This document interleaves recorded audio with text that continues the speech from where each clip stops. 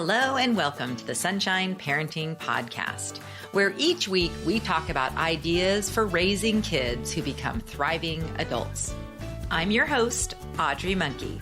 I'm a summer camp director, writer, and speaker, and I've had the privilege of working with thousands of children, teenagers, young adult counselors, and parents over the past 3 decades. My husband, Steve, and I are raising 5 kids who currently range in age from 15 to 25. So my interest in raising kind, optimistic, self-reliant kids who become thriving adults is personal as well as professional. In this episode of the podcast, I'm talking with Karen Locke-Culp. She's the founder of the We Turned Out OK website and podcast. She's an expert in child development and has a master's degree in early childhood education. She has many years of experience working with children and even does in-home parenting coaching.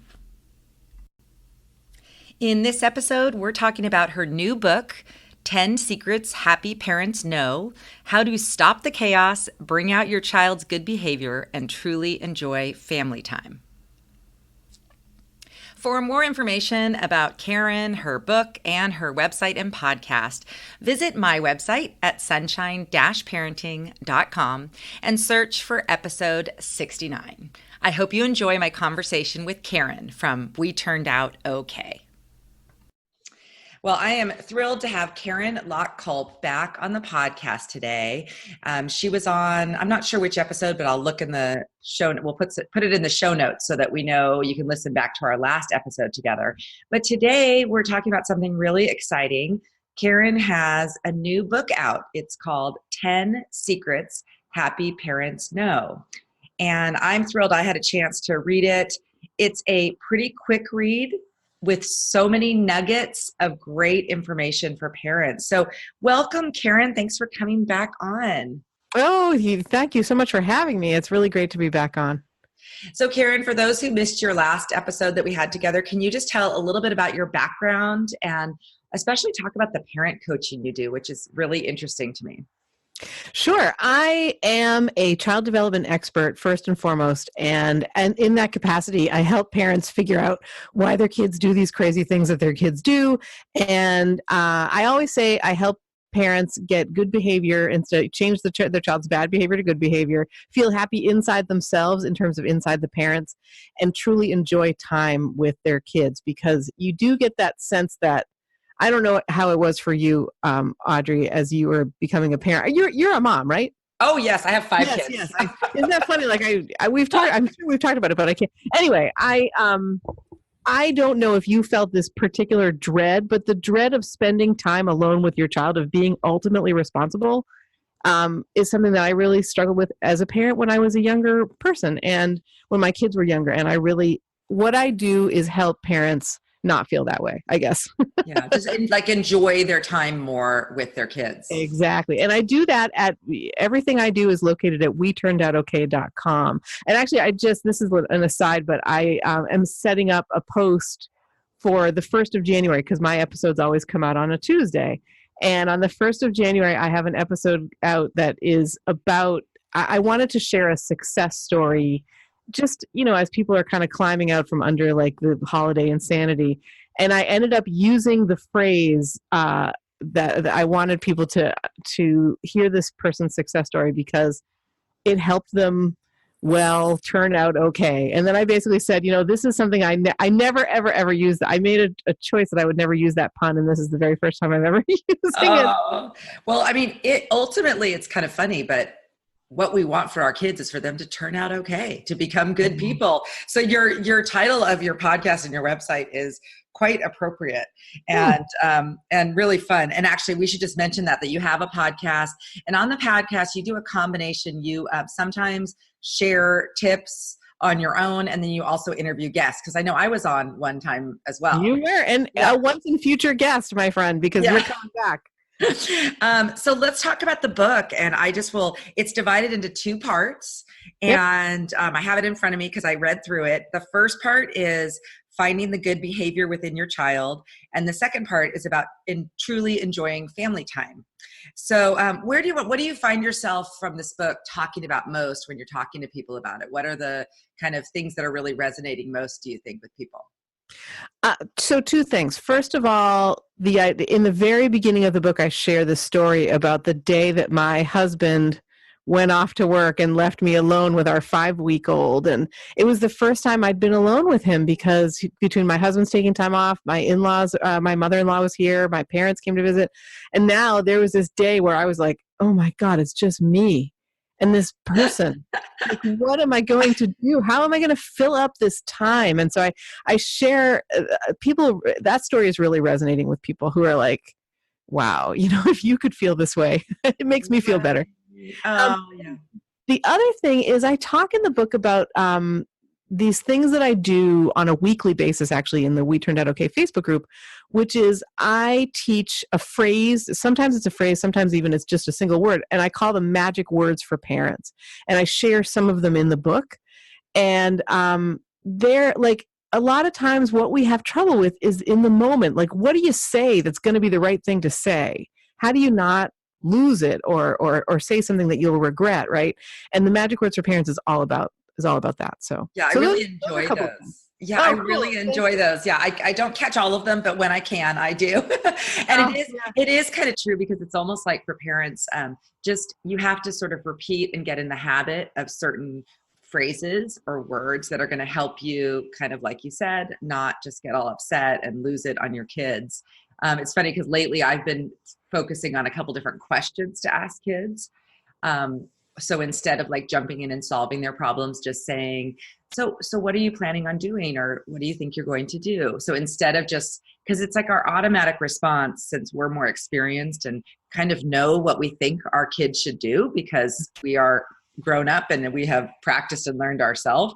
And so that's one that I often, I'm not sure what the exact words I put, but it's just asking a question to the kids instead of just jumping in with, well, first you need to go to the teacher and then you need to do this and then you need to do that. Instead, just saying, that sounds hard. What are you thinking about doing? And getting them to think. And I love your phrase magic words, because they really are. If you can use them often enough to get into the habit, you're actually like helping raise a kid who turns out okay. And they work. I mean, they really work. This is what I keep hearing from people is like, they have to be very specific, but they do have a sort of formula about them. And Audrey, you just used it. Like, the first thing you said was, not only was it not, you need to do this, but it was, the first thing you said was, wow, that sounds really hard for you. Like, you're validating your child's, concerns. And a lot of times when that's happened with me, when somebody's said simply like, I'm sorry, that sounds so hard, it's so much better than my husband and I were actually he was trying to figure out a way to help me through something just the other night. And all he could think of to say was, I'm sorry. And then there was a pause, and he said, I wish I had something else to say. I don't have any advice. I said, you've just done the best thing you could possibly do, which is just to validate my feelings.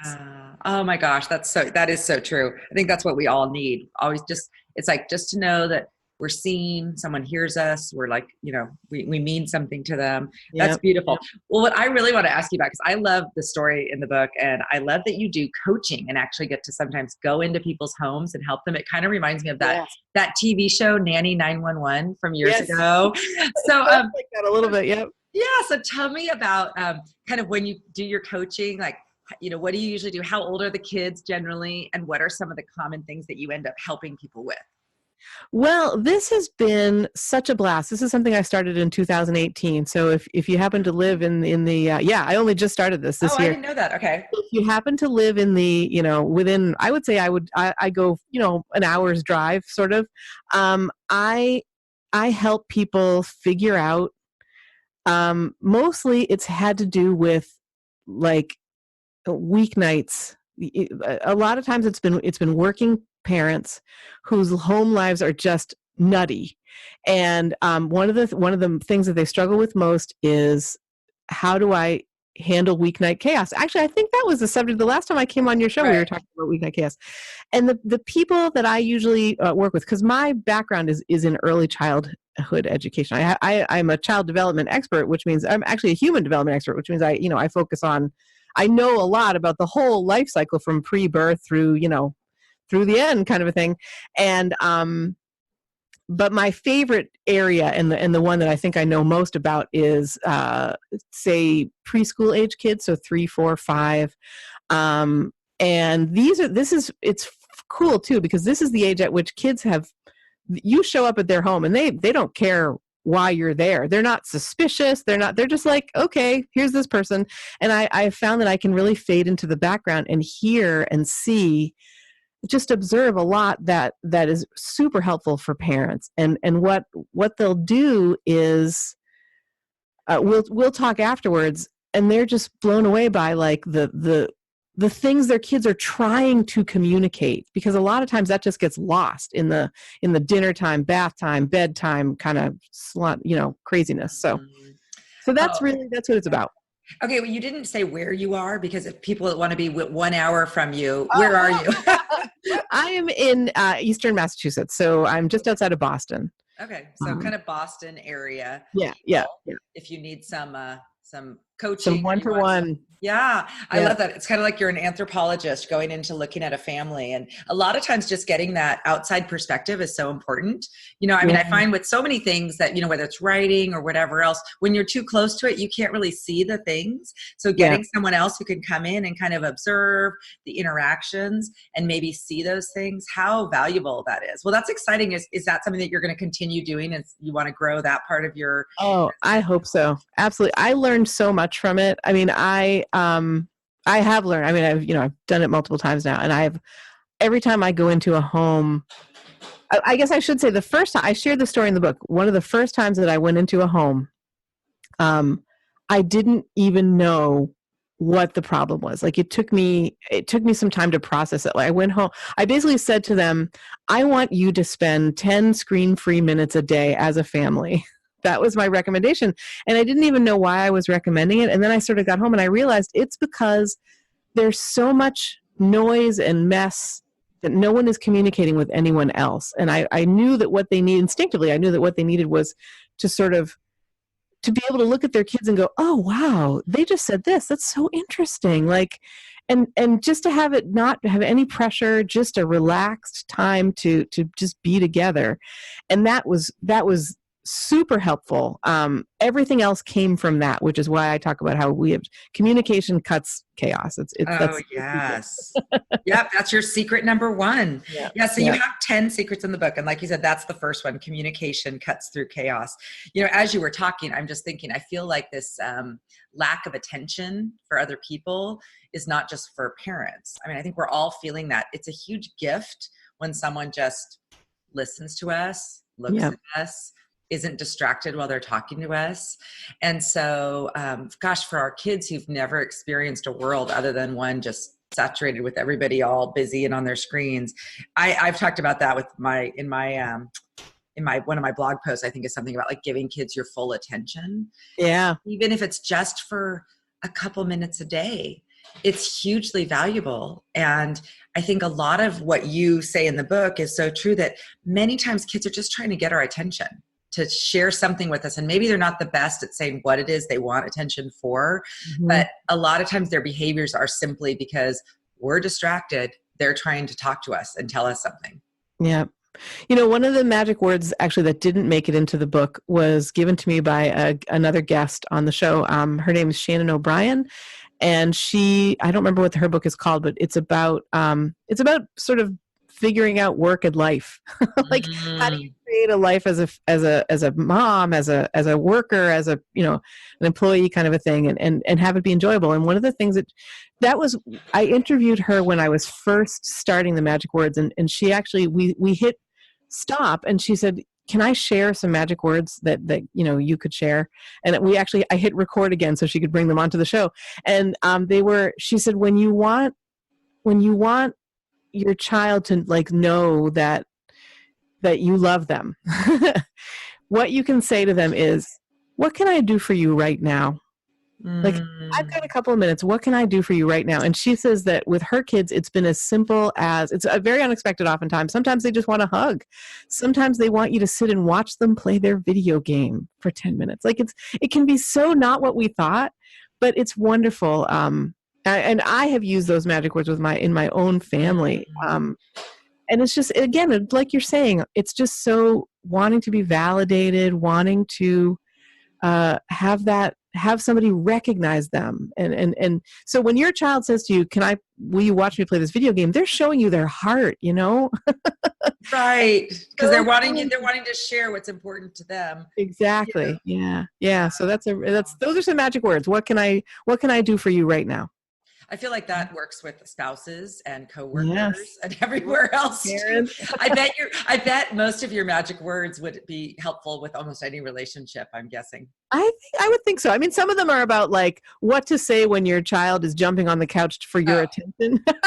Okay. Well, it even translates what adults do for attention. Oh my goodness. Yeah, absolutely. I'm certainly not trying to contradict you. I'm just remembering, like, that was one of my favorite ones because it's just so silly, but it happens all the time. Right. So frustrating. Well, I love that. And so a lot of your, it's actually what secret number 3 is words matter. So a lot of what you're teaching in the book and on your podcast and on your Facebook lives that you do on the magic words is really just helping parents find their words to parent, to feel better and be more effective with their communication with their kids, which is such a simple thing. And so I love that the way you break down the book is so helpful for parents in that way. Thank you. So is there anything else from the book that you want to share? Like, I mean, I really love the Secret 9, celebrate every day. Do you want to talk a little bit about that and what parents can do? Yeah. So that one, it's funny, the way that the book evolved. So I've been working on it since summer of 2017. And, initially I was going to have it divided exactly in halves, right? So you would have half the things be about how to get control and half the things be about how to enjoy family time. And what I discovered is that, like, if you can, like, the bulk of it had to be before in the first half, because once you get that established, everything else can really fall into place. And one of the very first of the second part of the book was about celebrating every day. And this came about because in my parenting community, which isn't that, the parenting community is called the Ninja Parenting Community, which is based on actually the title of my first book, which was called Positive Discipline Ninja Tactics.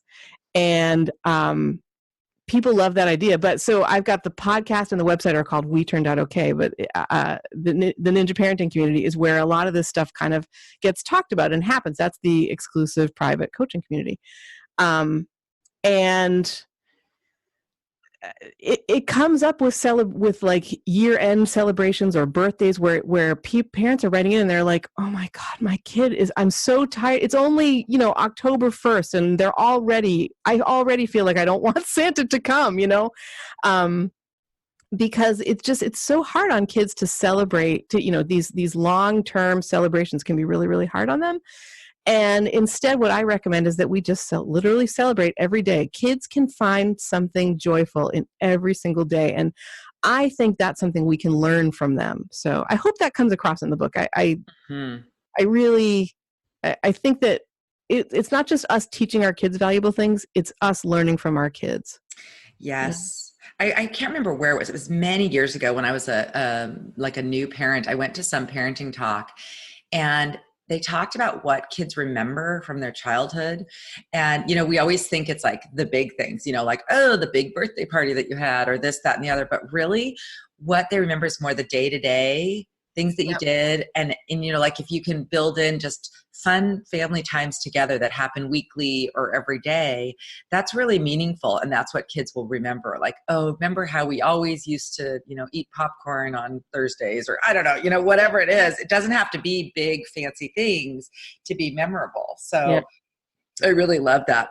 Well, why don't you tell a little bit about where people can find all your things and where they can get your book? I definitely will, but I wondered, could I share one more aspect of the book that I Absolutely. think Yes, so? please. Please. So another thing that that I think parents can struggle with is the idea of when is it? Well, we heard this a lot as preschool teachers, and it still comes up every day for parents. Is like, when is my child going to learn how to read? How can I teach them how to do things like that are academic or whatever? And I in the book I share a story about a mom who was like, we called her the Dragon Lady. I mean, she was just a very frightening character, as you know, and as a preschool teacher to have to deal with this mom was like frightening, because she was very much like, what are you doing to teach my son how to read? And you know, he needs to learn how to write his name and all this kind of stuff. And I was like, but he's just a typical 4-year-old. Like, there's so much else in the world for him to see. And so I actually call that secret. I can't. Isn't that funny? I can't. Oh, it's called "You're Only Pre-Literate Once." And I guess what I'd love to kind of leave with listeners is the idea that, like, wherever your child is in their development, whether it's true pre-literacy, like if they're actually pre-verbal, or if they're teenagers and they just don't have the life lessons yet that you want them to have, I think this idea really carries through because it's more about them being able to look around and be curious about things and kind of, again, celebrate the everyday, but just understand that where they are is a really good place to be. And they can always ask for help. You know, there's always ways for us to be helpful, but it has to come from them asking us instead of the other way around.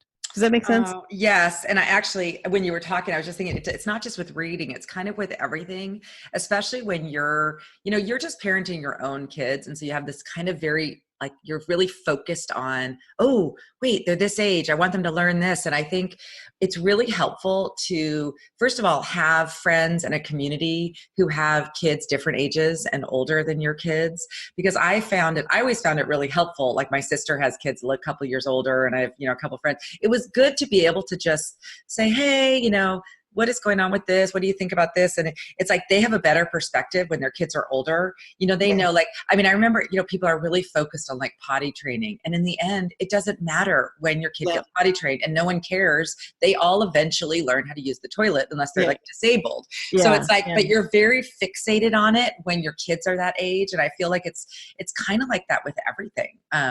All the way through, even into, the teenage years. There's some kids who are just kind of, if they've learned to be more responsible, they're kind of more articulate, and you can be, as a parent, thinking, well, when's my kid going to get this? But when you see that everyone's on their own little trajectory, and we all kind of, people will get there, and just being a little more of a wide view. I tend to, you kind of work with younger kids, and I tend to, end up talking more to people with a little bit older kids, even kids in high school and leaving for college, just because of all the people I know through camp. And it's interesting now that I have adult children kind of out in the world, and I have a few teenagers still at home. It's like, I am like, with my 2 kids still in high school, my whole perspective is so much more relaxed about everything, from the college application process to everything else. Cause it's like, I don't know exactly what their path's going to be, but if they are, if they have friends and they are, pretty responsible, and they're getting more organized as the years go on, I'm like, okay, we're getting there, and maybe not as fast or as whatever, but it's this whole long journey. And I think, especially when kids are little, people get so fixated on things like learning to read or potty training, or all these things that, as you know, and as I know, when your kids are older, I can't even remember how old my kids were exactly when they learned to read, or, I mean. And it seems so massive and scary in the moment. And then you're like, God, that was a really long time. I haven't had to worry about that for so long now. I know. My oldest is 18, and he's in his senior year of high school. And he's been a homeschooler for most of his life. And as such, his focus was he was always very interested in literacy or literature, and big ideas and talking about things. And he always loved experiential learning. He always loved science experiments. But he was pretty frightened of math, if the truth be told. And when this year, it occurred to him that, like, there are barriers if you don't know the math that you need to know. There are barriers that are going to get in your way. And this was the year that he determined that wasn't going to be his fate. He wasn't going to let this, knock him down. And so by his own admission, in about 2 months, he learned everything from 5th grade math on up to senior level math, like on up to pre-calculus. And he came out of it going, you know what? I actually really like math. Like he's the first, he's going to try a community college class as a secondary level student this coming spring semester. And he's choosing a math class instead of an English one because he thinks he's going to enjoy it. I'm like, wow, that's pretty great. So I think like letting them, no matter what age, kind of letting them be, quote, pre-literate, like whatever that means to them, and letting them kind of letting those questions bubble up for them, and then saying, when they say to you, but what do I do? How do I start? And then you can say, well, let's look for some resources. I'm sure there's a way. His way was, it's Khan Academy. My gosh, yeah. Yeah, I love Khan Academy. I often referred back to it when my kids were asking me math problems, because I loved math as a kid, but boy, do I not know pre-calc anymore, or all those things. So Khan Academy is terrific. Yeah, that's so fun. Okay, so Karen, now how about sharing with people? First of all, where can people find your book? Where is it available? It is available in Amazon in both paperback and ebook formats. I wanted to make it a paperback so that I like to take a nonfiction book and dog-ear the pages and mark it up and highlight it and write questions and stuff like that. I wanted to give people that option. And if you want to learn more about the book itself, you can go to WeTurnedOutOK.com/books. And in fact, Audrey has written a beautiful, basically praise, a really some lovely things that you said, Audrey, about the book. And what I did was I took praise like that and I posted it on the website so that you can on WeTurnedOutOK.com/books so that people can read about that. And it just meant so much to me that the book resonated with you so much and that you got so much out of it. So thank you. Well, you're welcome. And actually, one of the things that I really liked is I feel like so many parenting books are these kind of big tomes that nobody's going to actually read. And yours is really a length that even people who aren't big readers, I feel like they can pick it up and just get some really valuable information without having to invest very much time. Yeah. So when you asked me to write it or write a little review, I was like, oh my gosh, when am I going to find time to do this? I literally sat down with my coffee and I think I read the book in 45 minutes. Awesome. Because I'm a pretty fast reader, but I was like, oh my gosh, how great to have a resource that really parents, especially parents, I would say, of younger kids, although any age it works, but this is really especially helpful if you're just starting out family life and trying to figure out some of the ways that you're going to function as a family. This is really helpful. So I enjoyed it a lot. And the way it's formatted is so clear. I love a book where whatever chapter you're in, instead of giving you the name of the author on one page and then the name of a book on the facing page, there's the chapter name, on, as you're going through the book, you can tell what chapter you're in. It's oh, this is such a relief. So I'm glad to hear that really worked for you. And I hope it helps people just, find what they're looking for a little bit more quickly. I also wanted to say I usually forget to say this, so thank you for reminding me, but I'm both in Twitter and Instagram. I'm at WeTurnedOutOK. So, and it's OKAY. That's how I spell it. But, so I have been able to kind of get into both of those places, for me anyway, reasonably frequently. And it's just such fun to talk with people there. So if you are listening and you have something to share, or you want to talk about the book or whatever, come on over and find me in Twitter and Instagram at WeTurnedOutOK. Yeah, I think you're really great at connecting with your community. I often see your things that you're doing. Excuse me. This has been so much fun. So we're actually recording in December, but this is going to come out in January. And so what a great thing, starting a fresh new year for people to also maybe learn a few new magic words or just something that can just make home life just more fun and peaceful and more connected with your family. So I'm so glad that we met each other and connected, and I will put tons of links in the show notes to all these things we've talked about, and so that people can find you and hopefully learn some things from you. The magic words happen if you go to facebook.com/WeTurnedOutOK. You can find the button to join the group. And every Monday morning at 10:30 Eastern Standard Time, I'm starting them up again on January the 7th. So, oh my gosh, that's perfect. I think this is going to come out right before that. So maybe people can join you for your first We Turned Out Okay, or magic words. Okay, that's terrific. Well, this has been so much fun, Karen. Thank you so much for coming back on again. It's been great talking to you again. And I hope your book gets read widely and shared your wisdom with parents. Thank you. And I cannot wait to have you back on to We Turned Out Okay to talk about your book, which has a fabulous name. The name Happy Campers. I just love it. Well, I'm excited. I know. I'm trying to hold myself back from talking about it too much because it's so far away right now when it's coming out. But I know it's once it's 2019, the date will come up faster, right? Yeah, it will. Thank you so much for having me on today. It's been a blast.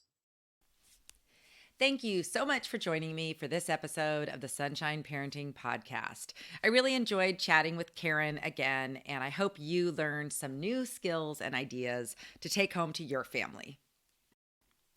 For notes about this and any other episode, visit my website at sunshine-parenting.com. You'll find links to Karen's website and all the topics that we discussed in this episode.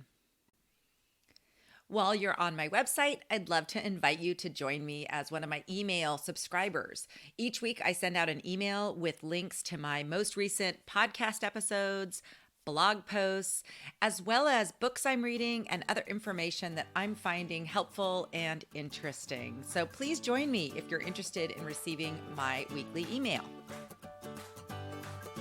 I'm having so much fun connecting with camp directors from all across the United States in my camp director interview series called Happy Campers Interviews. We're talking about the social and emotional growth as well as the character traits and life skills that kids gain at summer camp. To see the full schedule of interviews with links to the camp websites, visit my website at sunshine-parenting.com and click on the Happy Campers Interviews link. If you're a regular listener and you enjoy the Sunshine Parenting Podcast, I would really appreciate it if you'd take just a few minutes to give me a rating and a review on iTunes. I love this review that Swerby76 left on iTunes. Audrey is articulate, speaks from reality, and brings along insightful guests. I enjoy listening to the tips she has shared as a parent and a successful business owner. Keep going. Our family loves it. Thank you so much, Swerby76, and everyone else who's put in a review. I really appreciate each and every one. I recently read a book that I highly recommend. It's by Cal Newport, and it's called Deep Work: Rules for Focused Success in a Distracted World. Reading his book actually helped me decide on my one word for 2019, which, if you've read my recent blog post, my word is focus. So I'm going to end this episode with a quote from Deep Work. Who you are, what you think, feel, and do, what you love, is the sum of what you focus on. This podcast is a proud member of Parents on Demand, a network of high-quality shows for families just like yours. Download our free network app on Apple and Android and listen to your favorite episodes on the go.